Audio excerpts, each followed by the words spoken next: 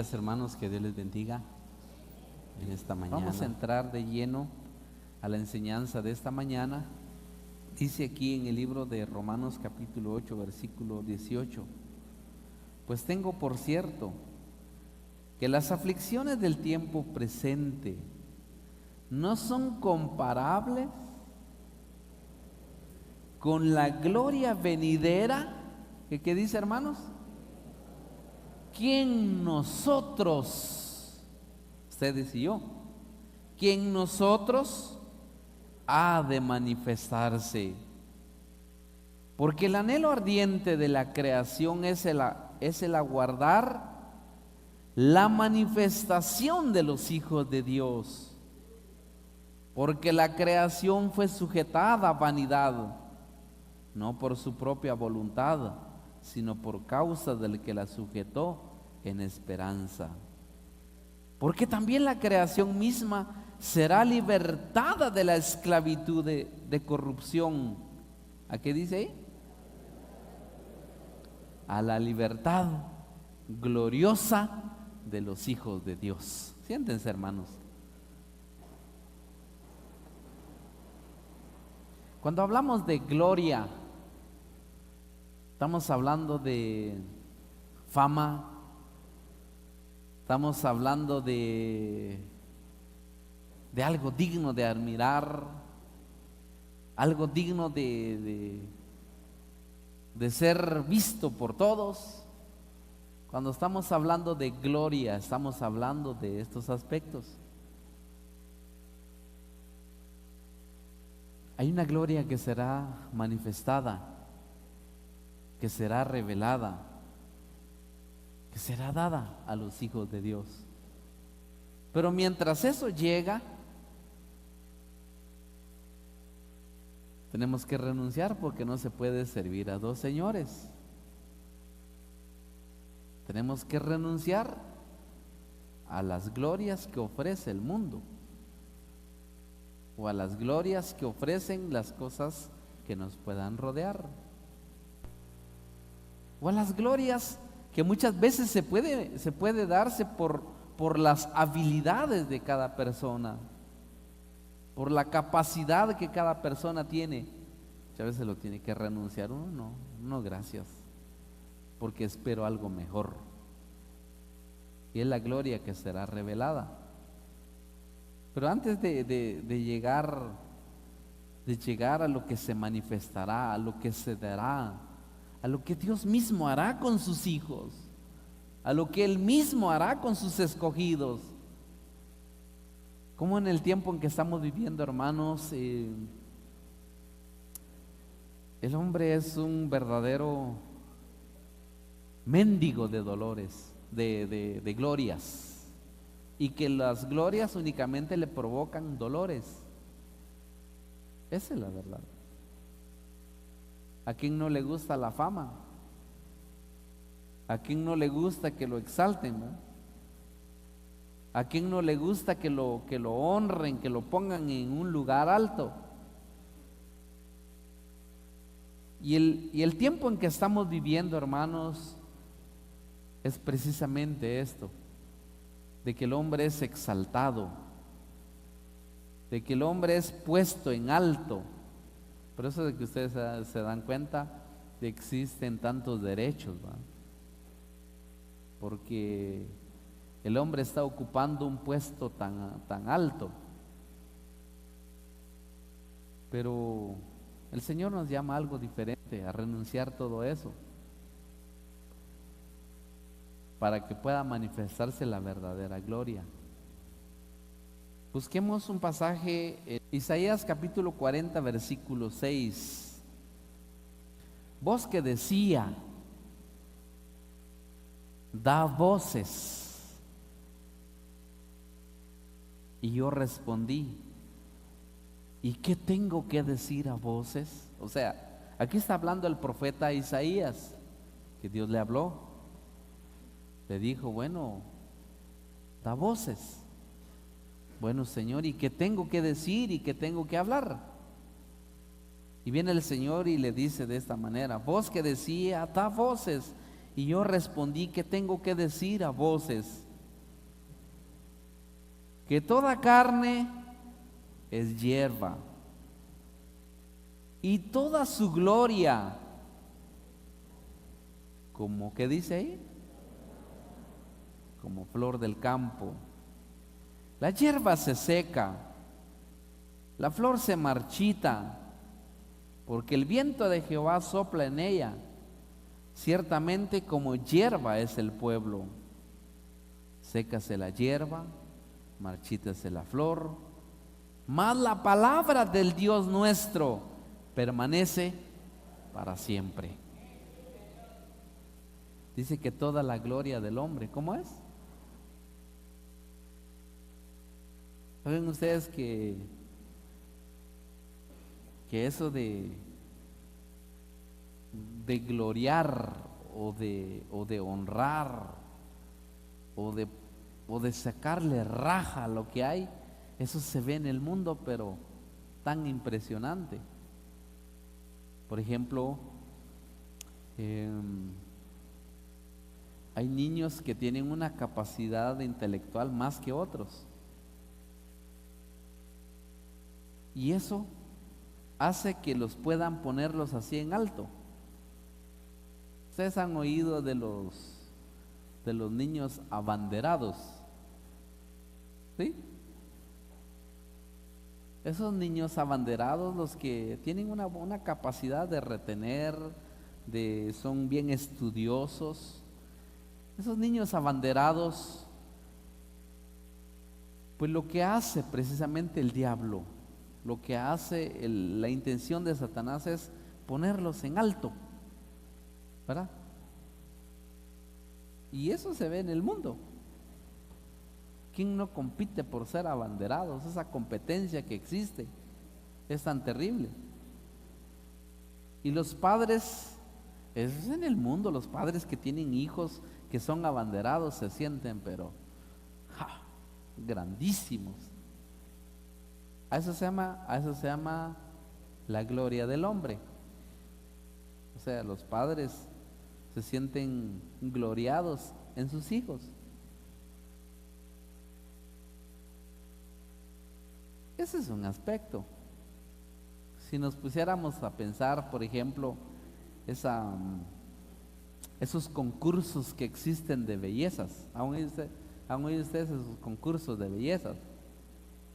Que seleccionan a las mujeres más guapas o más bellas en determinados momentos y los montan en un carruaje, los pasan por todo el pueblo enseñándolas a todas o a todos que son las mujeres más bellas, más preciosas.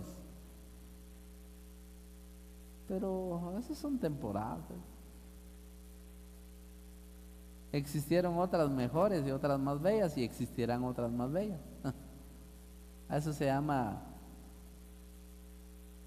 una gloria vana, ¿no? Nunca se me olvida, tengo una sobrina que es bien abanderada. Cuando le tocó, y aparte de eso, que es abanderada y no sé cómo le llaman eso, que les ponen una corona. Cuando le tocó que entregar la corona a la siguiente persona, se sintió la niña pero más frustrada. Se sintió la niña pero más, que como que ha perdido lo más valioso. Pues eso es lo que pasa precisamente en el mundo.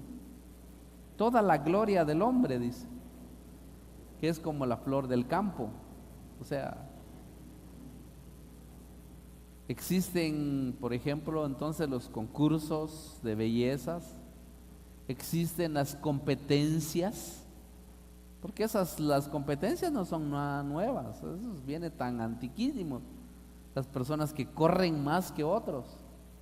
¿Se han dado cuenta ustedes que cuando la persona que corre más y ya está por llegar y les va aventajando a todos, el que va más hasta adelante les hacen pero pompa, les hacen bulla, les gritan, les chiflan, les aplauden, y cuando llegan, aquellas personas se sienten, pero mire, como ellos no hay ninguno.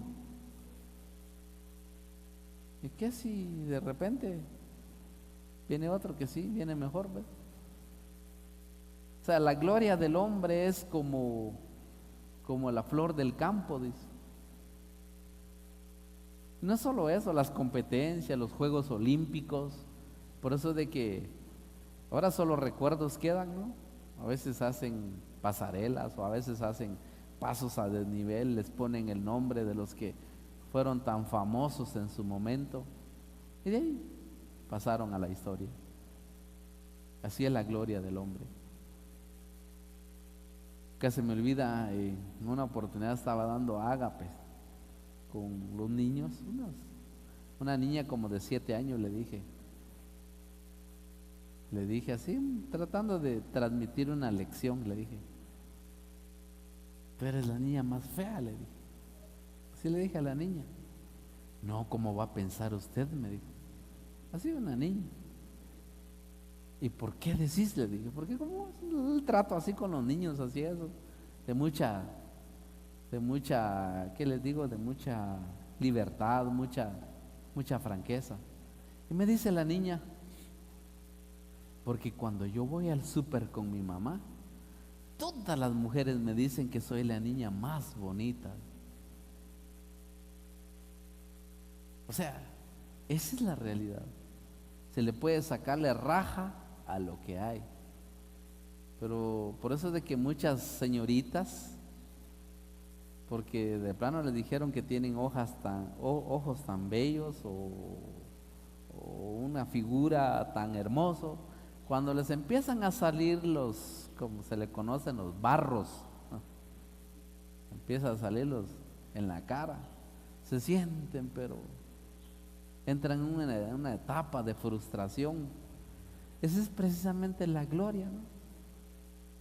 O cuando los muchachos se sienten tan fuertes y pierden alguna competencia, se sienten, pero eso es lo que provoca la gloria temporal. Pero hay otras cosas más que también provocan el buscar la gloria. Por ejemplo, busquen lo que dice la palabra del Señor en el libro de Jeremías, capítulo 9. Dice en el versículo 23, así dijo Jehová. Oigan, Él lo dice clarito. No se alabe el sabio en su sabiduría, ni en su valentía se alabe el valiente, ni el rico se alabe en sus riquezas. Mas alábese en esto el que se hubiera de alabar, en entenderme y conocerme que soy Jehová, que hago misericordia, juicio, justicia en la tierra, porque estas cosas quiero, dice Jehová. Oigan cómo lo transmite aquí el profeta Jeremías. El profeta Isaías decía que toda la gloria del hombre es como, ¿qué dice? Como la flor. O sea, ustedes han visto ustedes esas flores que se dan dentro de las montañas, o esos lirios tan preciosos, que esas flores, pero ¿cuánto tiempo dura eso?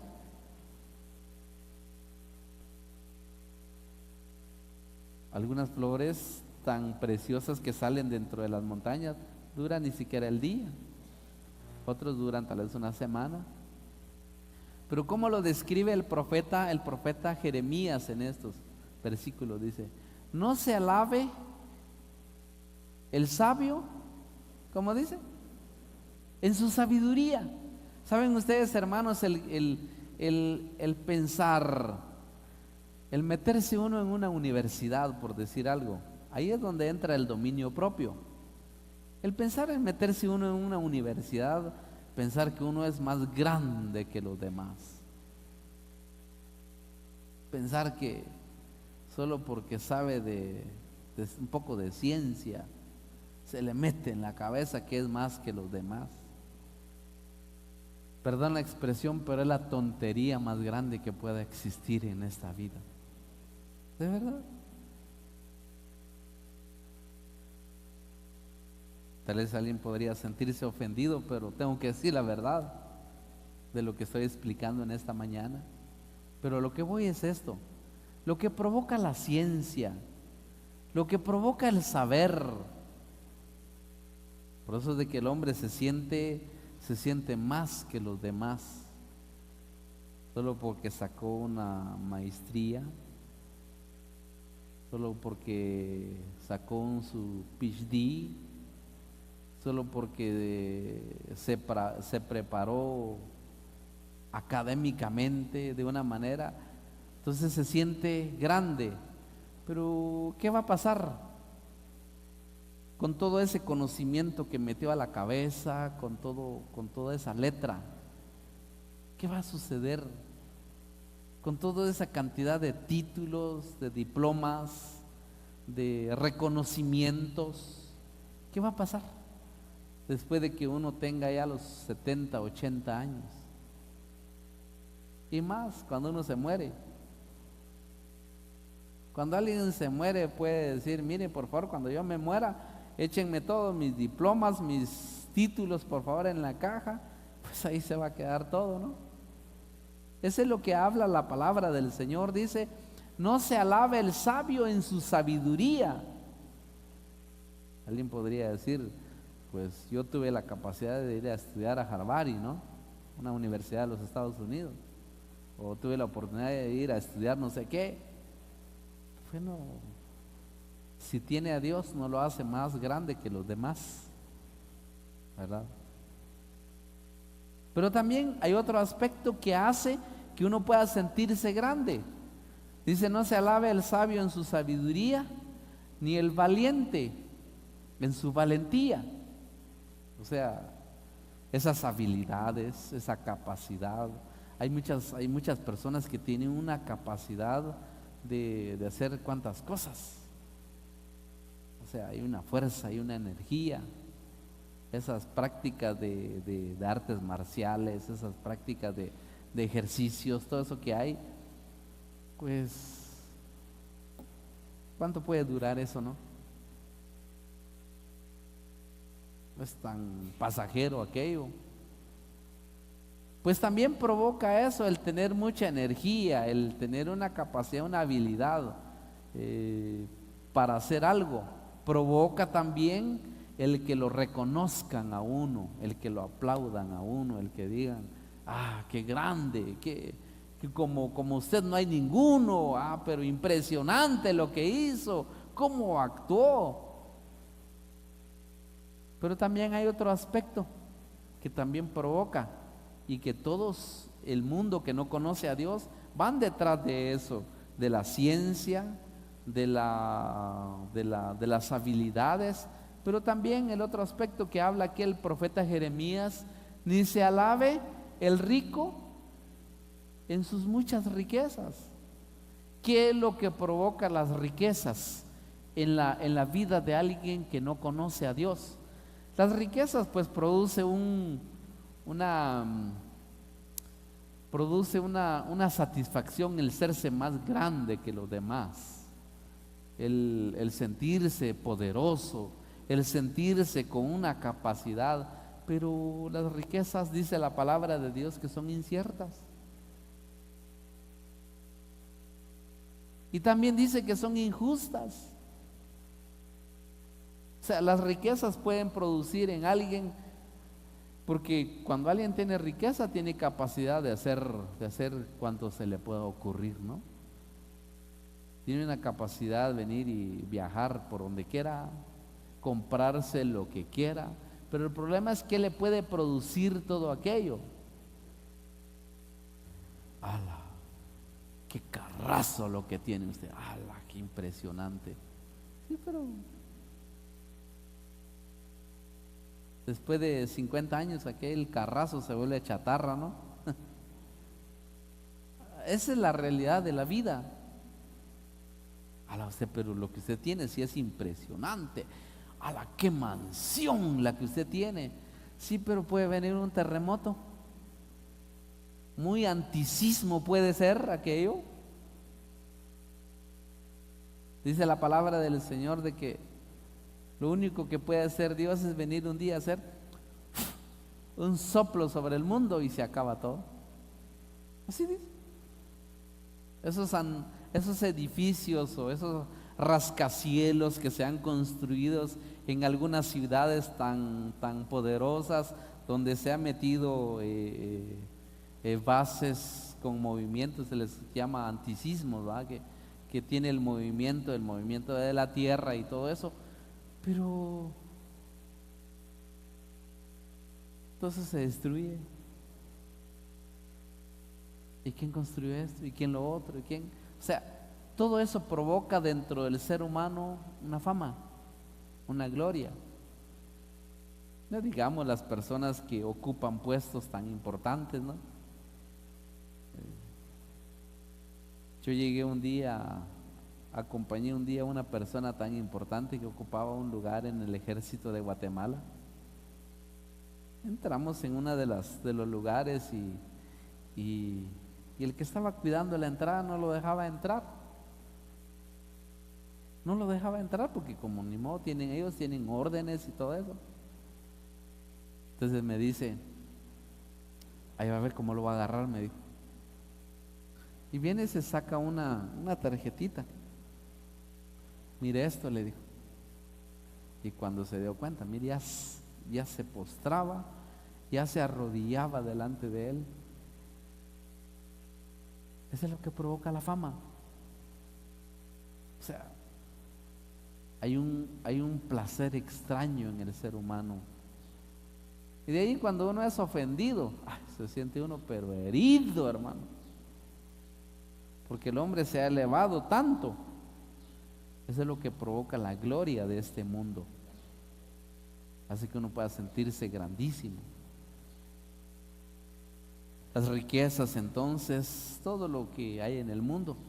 Pero saben ustedes también, hermanos, de que dentro del ambiente religioso pasa exactamente lo mismo. Lo que les acabo de decir, pues lo que se da en el mundo, y quién no va detrás de todo eso.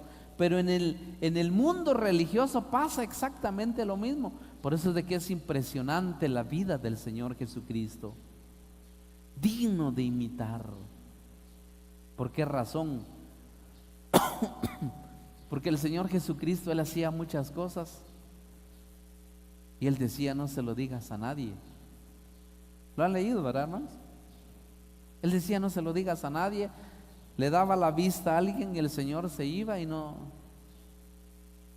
Pero dentro del mundo religioso, eso de buscar la fama, eso de buscar el reconocimiento, eso de buscar a que lo admiren a uno, o sea, es el mismo espíritu que hay en el mundo, está metido también dentro de los que asisten en los grandes templos.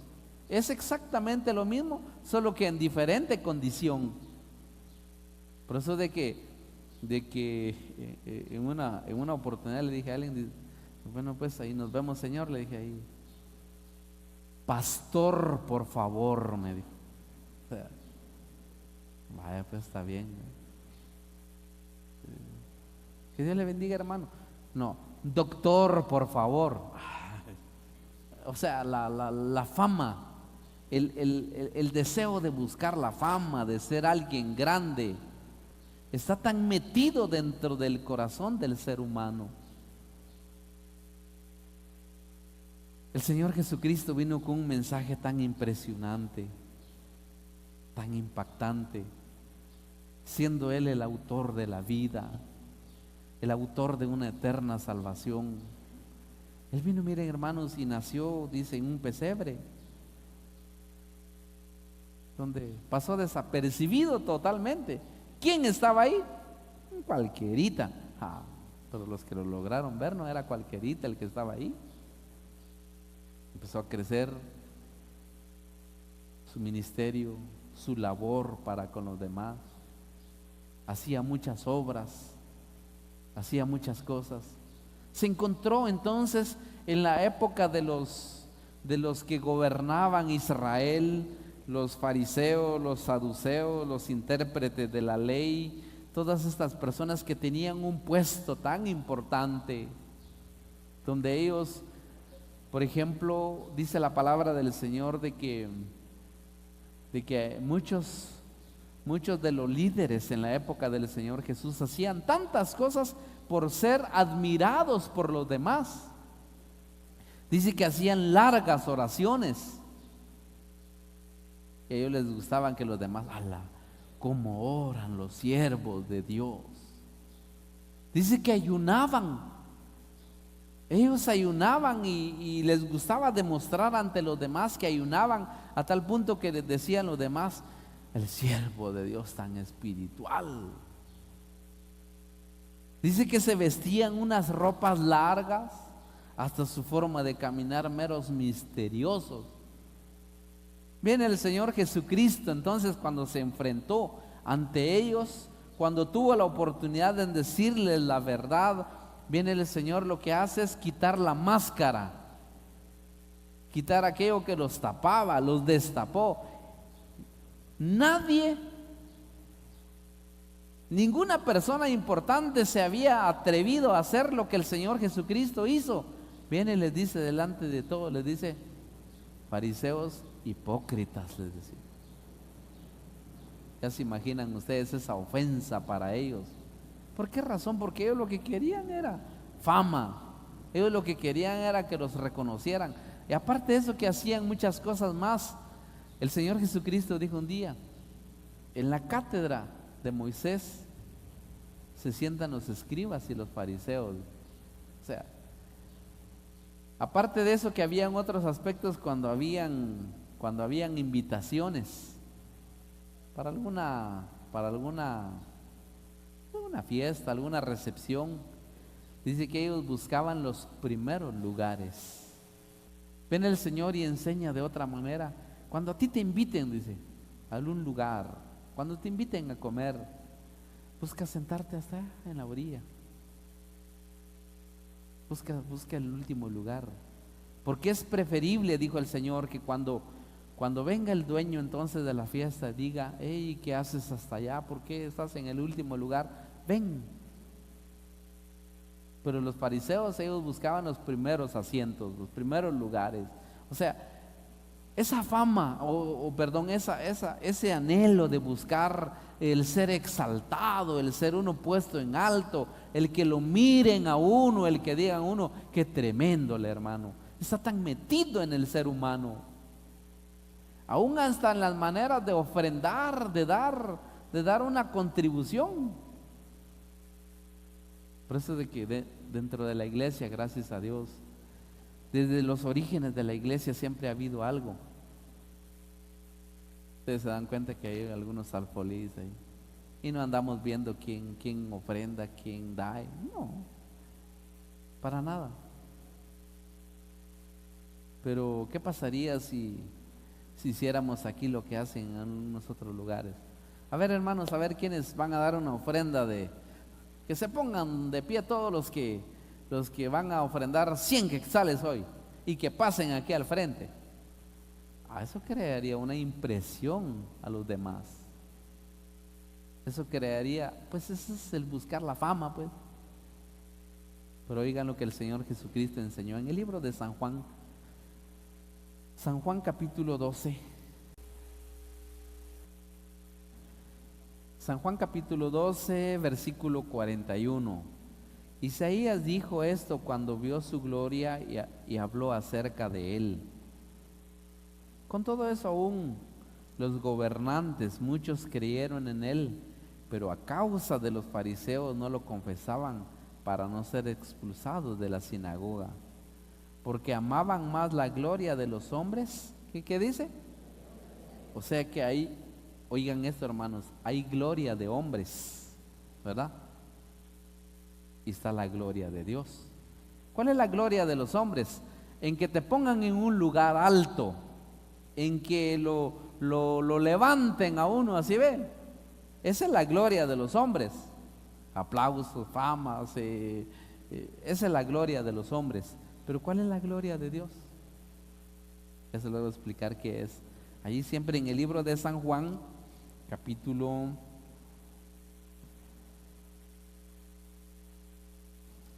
5.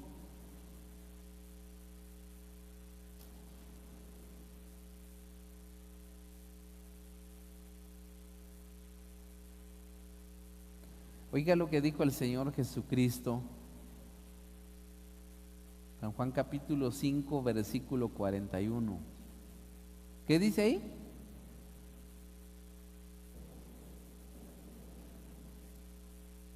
No se oyó.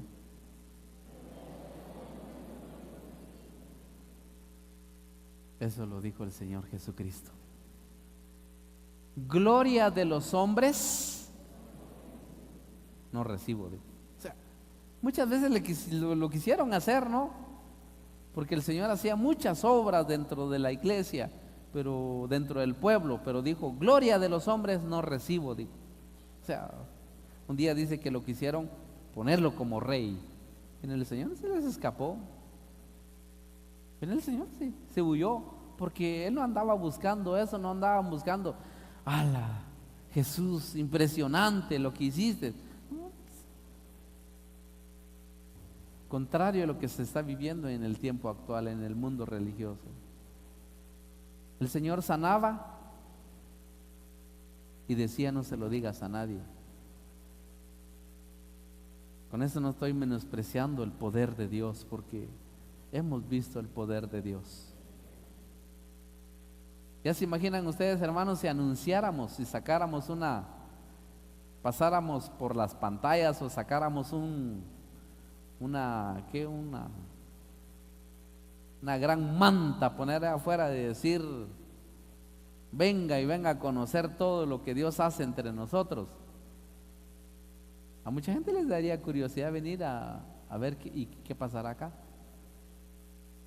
Ahí les contaríamos de todo lo que ha pasado aquí dentro de nosotros. Pero como no andamos haciendo eso, solo por mencionarles algo. Un hermano que lo mordió una serpiente, que era una serpiente de esas tan venenosas, que era un cantil. Una mordida de eso mortal. Pero ahí está el hermano vivo. Y no lo andamos anunciando, no. ¿Saben ustedes que dentro de la iglesia han habido paralíticos que han sido sanados? Sí. Aquel niño que era por aquí, por Santa Elena Varías, que por cierto ya murió, era paralítico literalmente, y sanó. Dios lo restauró. No andamos anunciando nada.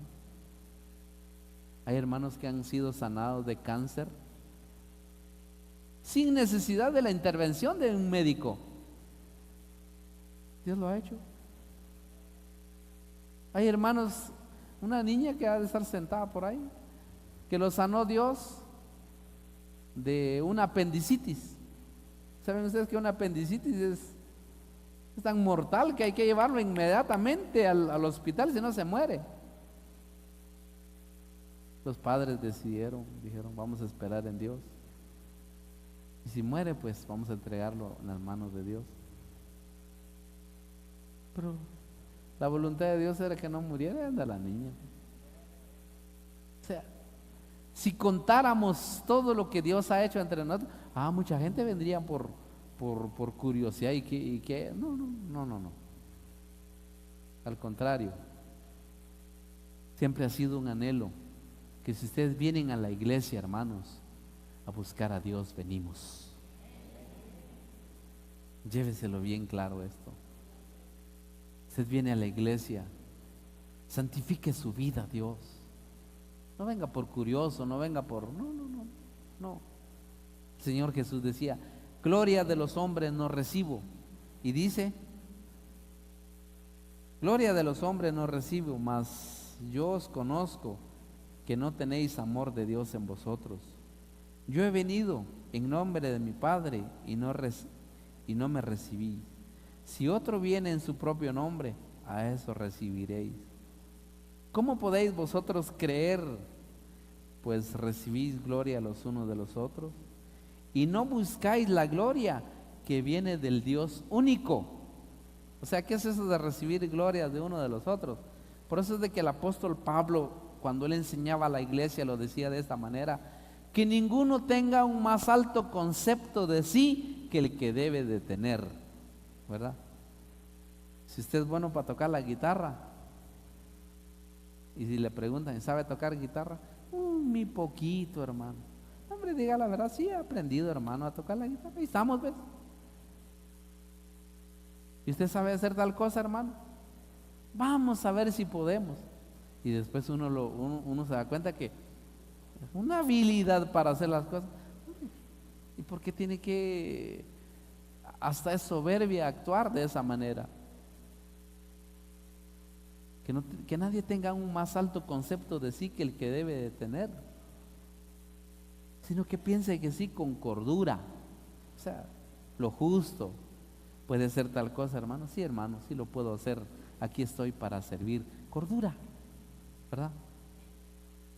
Eso es lo que Dios quiere. Pero eso es de recibir fama, eso es de recibir gloria. ¡Hola, qué impresionante lo que usted hizo, hermano! Otro como usted no va a haber ninguno, hermano. No lo eleve tanto, porque el día que lo pinchen va a estallar demasiado. Ese es el problema. Entonces, eso de recibir gloria de uno de los otros, ese es un mal tan metido. Entonces, las glorias que hay en el mundo, que ya se los expliqué, que todos van detrás de eso. El problema es que dentro de la iglesia, también dentro del mundo religioso, pasa exactamente lo mismo. Buscadores de gloria, buscadores de fama. ¡Qué mensaje la que se echó, hermano! ¿Va que sí, hermano? Es Dios. ¿Saben cuando el apóstol Pablo habla de su experiencia? Él dice, para que las grandezas de las revelaciones no me exaltasen desmedidamente, dice él, me fue dado un aguijón en la carne, dice, un mensajero de Satanás que me abofetee. ¿Saben ustedes, hermanos, que el apóstol Pablo padeció de un mal? Era de la vista. Pablo frecuentemente se enfermaba de la vista.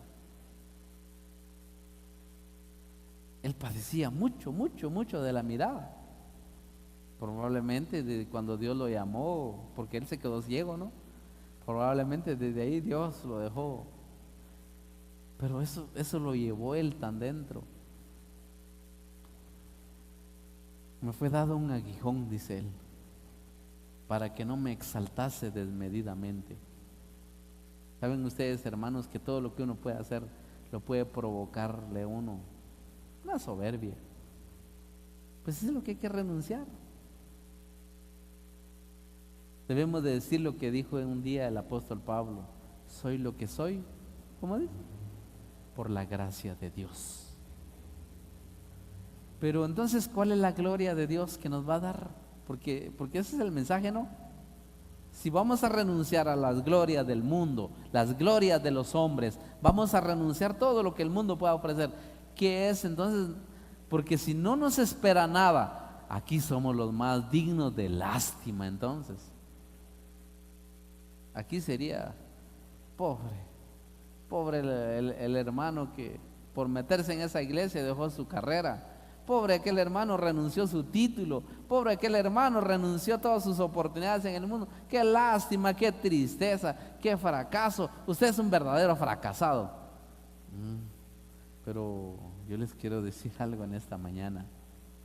Tiene que estar uno bien consciente por qué renuncia uno tantas cosas. Porque uno dice no, gracias, no. Si a usted no le ha llegado la oportunidad de escollar en el mundo, por ahí le va a llegar su oportunidad. ¿Qué va a hacer cuando lo tenga enfrente? Yo he conocido a muchos, y cuando les llega enfrente su oportunidad de escollar en el mundo, dejan a Dios por un lado. Porque realmente no están seguros, no están convencidos. ¿Cuál es esa gloria de Dios entonces? La gloria de los hombres ya vimos que son los aplausos, son los reconocimientos. Pero ¿cuál es esa gloria de Dios? Esa gloria que será revelada, esa gloria que se manifestará, esa gloria donde el Señor va a poner a su pueblo en alto, los va a exhibir delante del mundo, delante de los demás. Leamos qué dice aquí y con esto ya voy a ir concluyendo. Segunda Corintios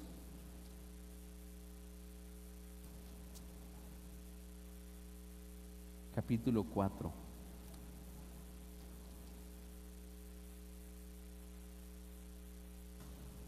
Versículo 16. Por tanto, dice, no desmayamos, o sea, no nos desmotivamos, dice, por tanto no desmayamos. Antes, aunque nuestro hombre exterior se va desgastando, el interior no obstante se renueva de día en día, porque esta leve tribulación momentánea produce en nosotros un cada vez más excelente y eterno peso de gloria. Oigan eso, hermanos, un excelente peso de gloria. Oigan lo que será revelada. Dice, cuando el apóstol Pablo, él dice, nuestro hombre interior se va desgastando. ¿Qué va a pasar, por ejemplo, si usted fue fiel a Dios, amó su palabra, donde trabaja, donde labora, ha puesto en alto el nombre de Dios, ha honrado a Dios, ha respetado a Dios en todo tiempo? Pues delante de los hombres será el hombre más tonto, menospreciado y todo eso. Pero ¿cómo será delante de Dios? ¿Cómo lo mira Dios? Porque eso es lo más importante. Dice que en nosotros se está produciendo un más excelente y eterno peso de gloria. Leamos otro pasaje. Primera de Pedro,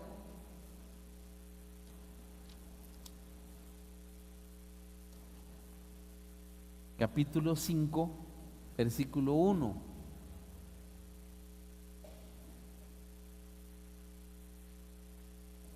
Ruego a los ancianos que están entre vosotros, yo anciano también con ellos. Aquí está escribiendo el apóstol Pedro, ya un hombre siendo ya muy maduro, y testigos de los padecimientos de Cristo, que soy también, ¿qué dice ahí?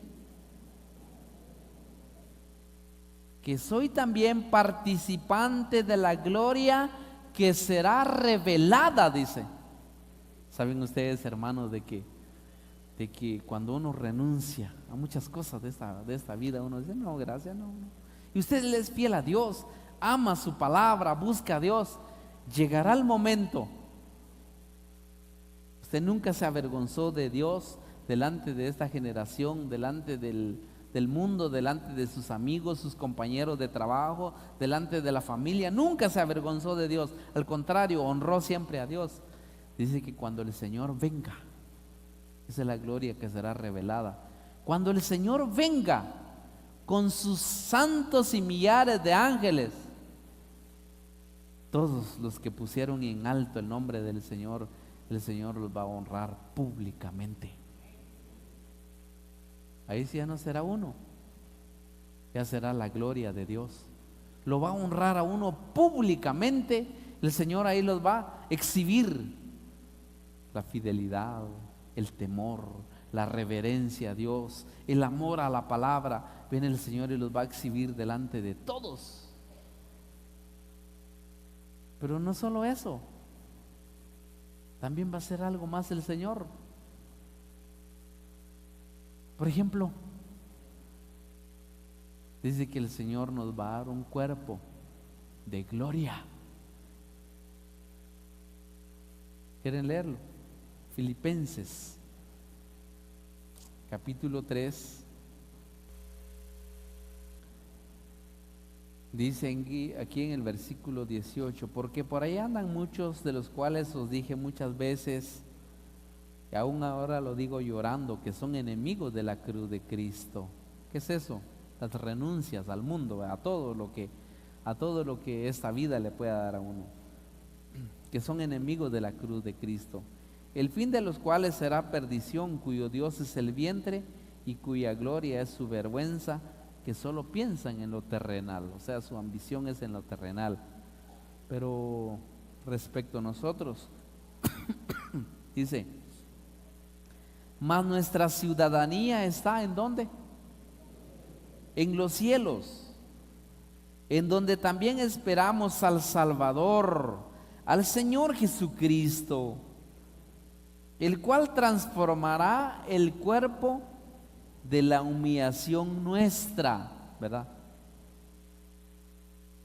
Para que sea semejante al cuerpo de la gloria suya, por el poder con el cual puede también sujetar a sí mismo todas las cosas. Les voy a decir qué va a pasar. Ya en el día en que el Señor de verdad honre, le dé gloria a su pueblo, a su iglesia, a todos los fieles, ¿qué va a pasar? Se va a dar aquel acontecimiento tan maravilloso donde la iglesia que esperó en el Señor fue fiel.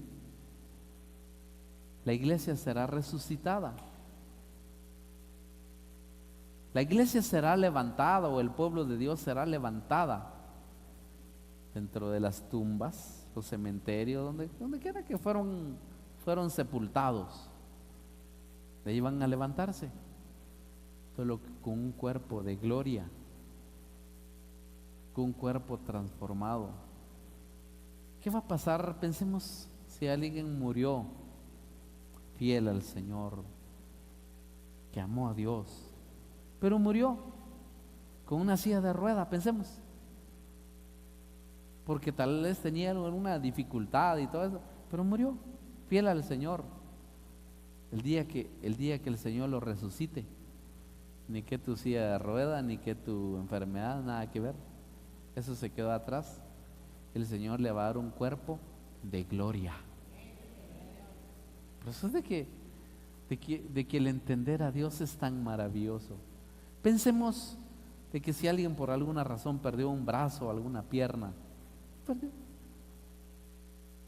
El día en que Dios honre a su iglesia, a su pueblo, le va a dar un cuerpo de gloria, semejante a la suya, dice, al Señor Jesucristo. ¿Qué quiere decir eso? Un cuerpo transformado, un cuerpo de gloria, donde ya no está sujeto a nada. Por eso es de que el cuerpo de gloria que el Señor tuvo después de que resucitó, el Señor venía y de repente aparecía entre ellos. O sea, ya no estaba sujeto a nada. Las paredes no lo podían detener, nada. Si quería comía, si no, no. Si quería estaba aquí, si quería estaba allá, ni que tus transportes, ni que nada, no. Ahora usted quiere viajar a los Estados Unidos, tiene que buscar un avión, ¿no? Quiere viajar a otro lado, tiene que buscar cómo trasladarse. El cuerpo de gloria ya no está sujeto a nada. Puede estar aquí, puede estar en todas partes, en cualquier momento. Pero ¿qué va a pasar también? ¿Qué va a pasar con aquellos que nunca honraron a Dios? Porque también va a haber una resurrección. Aquellos que nunca buscaron a Dios, ¿qué va a pasar con ellos? Con esas personas que toda la vida se mantuvieron en pecados, se mantuvieron haciendo lo malo, también van a resucitar. ¿Saben qué es lo más triste? Que van a resucitar con el mismo cuerpo, con los mismos achaques, con las mismas dolencias, y así rumbo a una condenación perpetua, rumbo a una condenación eternamente y para siempre. Por eso, hermanos, de que la gloria que será revelada, la gloria venidera, por eso de que si usted hoy renuncia a todo, debe de saber por qué lo hace. No solo porque ha oído, debe de estar bien seguro, no sea que se arrepienta en el camino, porque he conocido mucha gente que se arrepiente en el camino. Un día sí me dijo un muchacho, por venir a la iglesia perdí mi carrera universitaria. No, hombre, estás a tiempo. Le dije, dale, ese es tu deseo, dale, hombre. Pero el que está consciente porque ha renunciado a tantas cosas, hay una gloria que será revelada. Por eso, hermanos, de que la iglesia tiene una esperanza gloriosa.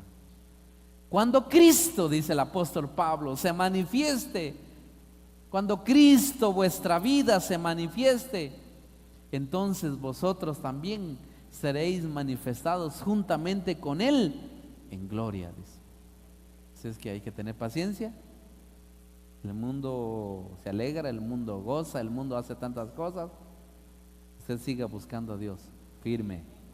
Nadie lo mueva de su lugar, bien convencidos, porque cuando el día que Dios le toque que honrar a su iglesia, que glorificar a su iglesia, será glorioso.